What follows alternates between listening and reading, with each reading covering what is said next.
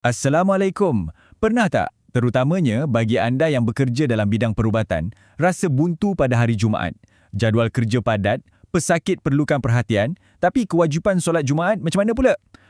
Anda tak berseorangan. Jom, hari ini kita sama-sama rungkai persoalan yang sangat penting ni. Inilah dia soalan cepu mas yang sering bermain di fikiran ramai petugas hospital. Saya kerja hari Jumaat, macam mana nak solat Jumaat? Ini bukan soalan teori tau. Ini adalah realiti. Satu cabaran sebenar yang dihadapi di ward kecemasan, di bilik bedah, di klinik setiap minggu. Jadi, jom kita cari jawapan yang jelas dan praktikal. Okey, sebelum kita bincang tentang pengecualian atau rukhsah, kita kena faham dulu apa hukum asalnya. Ini penting sebab dari sinilah kita akan bina kefahaman kita. Apa asas kewajipan solat Jumaat ni sebenarnya? Nah, ini dalilnya terus dari surah Al-Jumu'ah. Wahai orang-orang yang beriman, apabila diseru untuk menunaikan solat pada hari Jumaat, maka segeralah kamu kepada mengingati Allah dan tinggalkanlah jual beli. Ayat ni sangat jelas kan? Ia adalah satu perintah. Maksudnya, solat Jumaat ni hukumnya wajib. Wajib bukan pilihan. Inilah starting point kita. Jadi, dari sini kita boleh buat satu kesimpulan awal yang sangat penting. Semata-mata alasan saya tengah kerja tu, sebenarnya ia bukan satu tiket automatik untuk kita tinggalkan solat Jumaat. Tak semudah itu. Isu ni lebih mendalam dan ia bergantung pada situasi spesifik kerja kita tu. Okey, sekarang kita dah sampai ke bahagian paling praktikal, bahagian isi utamanya. Jom kita bezakan dengan jelas antara dua keadaan. Satu, bila kita wajib pergi solat Jumaat, dan dua, bila kita dibenarkan atau diberi kelonggaran yang kita panggil rukhsah untuk tidak hadir. Jom kita tengok perbandingan ni sebelah menyebelah. Di sebelah kiri, anda wajib hadir kalau ada masa yang cukup, ada kawan sekerja yang boleh cover, dan paling penting, keadaan pesakit stabil. Tak ada risiko apa-apa. Tapi, di sebelah kanan, anda dapat rukhsah atau kelonggaran kalau anda bertugas di tempat kritikal, macam ward kecemasan ER, ICU atau Dewan Bedah OT. Situasi di mana memang tak ada pengganti dan kalau anda tinggalkan tugas, nyawa pesakit mungkin terancam. Nampak tak bezanya? Kuncinya di sini ialah penilaian yang jujur dan telus terhadap situasi kita pada waktu itu.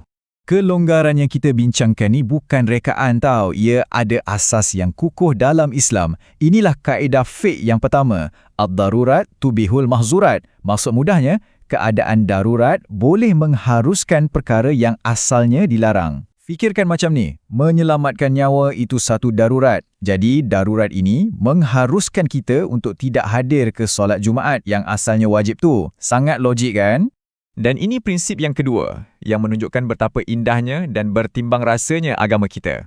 Al-masyaqqatu tajlibut taysir.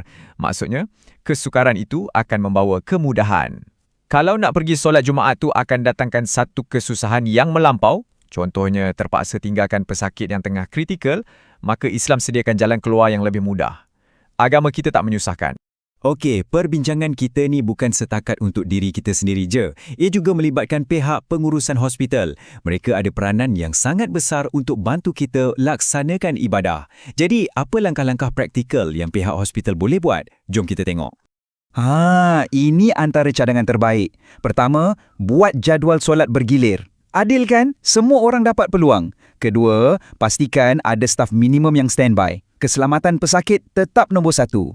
Ketiga, beri keutamaan kepada staf yang tak jaga kes-kes kritikal. Dan yang keempat, ini penting, catatkan ketidakhadiran tu sebagai keperluan perkhidmatan, bukannya kecuaian. Ini menunjukkan hospital betul-betul menyokong dan faham. Baik, kita dah sampai ke penghujungnya. Jadi apa mesej utama yang kita nak bawa balik?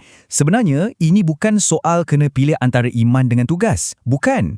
Ia adalah tentang macam mana kita nak seimbangkan kedua-dua amanah besar ni dengan bijak.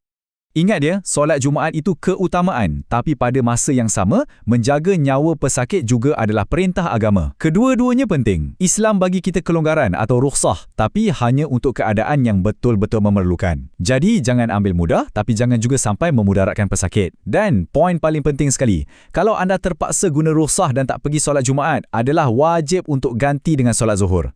Kewajipan solat itu tak hilang. Jadi, saya nak tinggalkan anda semua dengan satu soalan untuk kita fikir-fikirkan. Kita dah tahu hukumnya, kita dah tahu ada kelonggaran yang diberi atas dasar belas kasihan.